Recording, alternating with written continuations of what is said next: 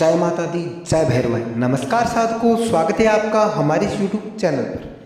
साधकों, हम हमारे इस चैनल पर आपके लिए लेकर आते हैं बहुत ही अनोखे एवं अद्भुत चमत्कारी टोटके, जिनके उपयोग से आप अपने जीवन की समस्याओं का समाधान कर सकते हैं। साधकों, आज के इस समाज में, इस युग में वशीकरण एक ऐसा टोटका हो गया है जो सभी प्राय स्त्री पुरुष करना चाहते हैं। कुछ स्त्री अपने पति पे करना चाहती है, कुछ पति अपनी स्त्रियों पे करना चाहते हैं, कुछ प्रेमी अपनी प्रेमिकाओं पे एवं कुछ अपने दुश्मनों पे से करना चाहते हैं। तो आज मैं आपको इसी टोटके का एक अनोखा अद्भुत यंत्र टोटका बताने जा रहा हूँ, इसलिए वीडियो को पूरा देखिएगा, गौर से सुनिएगा। साधकों, क्या आप किसी व्यक्ति को अपने वश में करना चाहते हैं? क्या आप किसी को पाना चाहते हैं? तो आपकी समस्या के समाधान का एक उपाय, एक घरेलू नुस्खा मैं आपको बताने जा रहा हूँ।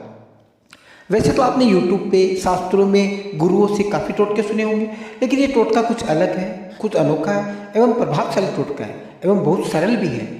चलिए मैं आपको बताता हूँ कि आप किसी भी व्यक्ति को अपने वश में करने के लिए क्या करें। साधकों, मंगलवार की रात्रि को आपको ये टोटका करना है किसी भी लाल आसन पर बैठकर, और ये टोटका आप रात्रि 11 से 12 के बीच में कर सकते हैं। ये इसका समय है। इसमें आपको सामग्री क्या क्या लेनी है जो मैं आपको बता रहा हूँ, गौर से सुनिएगा। इसमें आपको लेना है 1 पान का पत्ता, 7 लौंग और 1 काला धागा। अब आप क्या करें, आप जिस किसी भी व्यक्ति को, स्त्री को, पुरुष को वश में करना चाहते हैं, उसका आपको फोटो लेना है।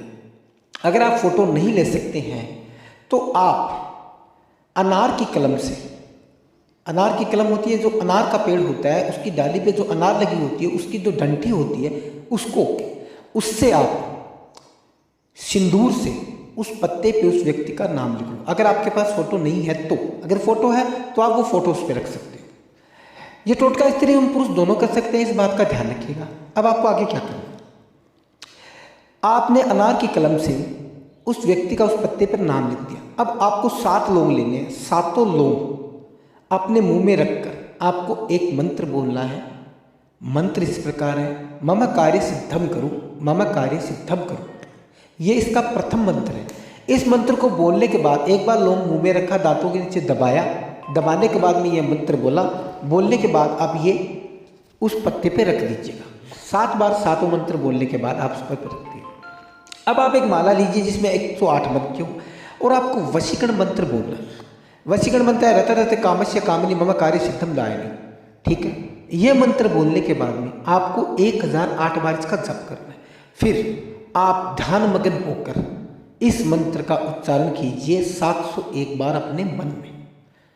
ध्यान रहे, जब आप ये साधना करें तब आपको कुछ अजीब आवाज़ें सुनाई दे, कुछ औरत के पैरों के घुंघरू, कोई बच्चा रोए या कोई स्त्री आपको मधुर वाणी में बुला रही है, तो आप अपनी साधना को भंग बिल्कुल ना करें, क्योंकि ये सब क्रियाएं आपकी साधना को भंग करने के लिए की जाएगी।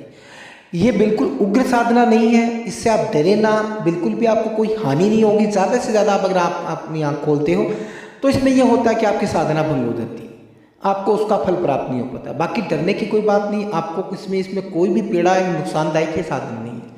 लेकिन साधकों, ये साधना आप किसी गलत मकसद के लिए ना करें। जब आप पूरा मंत्र उच्चारण कर ले, साधना कर ले, तब आप उस पान के पत्ते को गोल गोल कर उस पर काला धागा बांध दें। बांधने के बाद में आप काला धागा थोड़ा बड़ा रखिएगा, क्योंकि ये आपको कहीं बांधना है।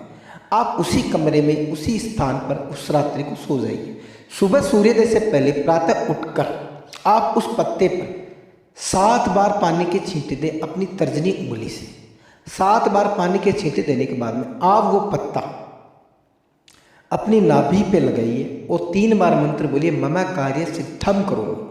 यह मंत्र बोलने के बाद में आप उस पान के पत्ते को या तो उस स्त्री के घर के कोने पे दबाइए।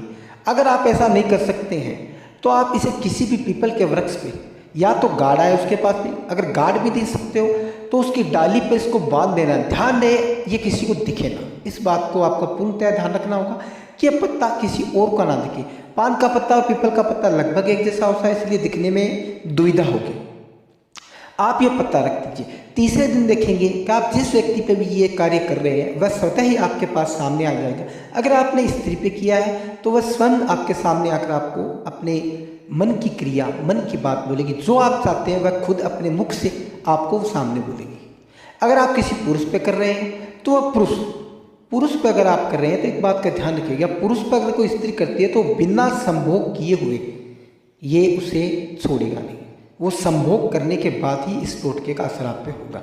स्त्री पे आकर कर रहे हैं तो स्त्री अपने मुख से संभोग शब्द नहीं बोलेगी, वह आपको स्वयं ध्यान रखना होगा, वो आपको इशारा करेगी। अन्य किसी भी समस्या के समाधान के लिए आप हमारे गुरुजी से संपर्क कर सकते हैं।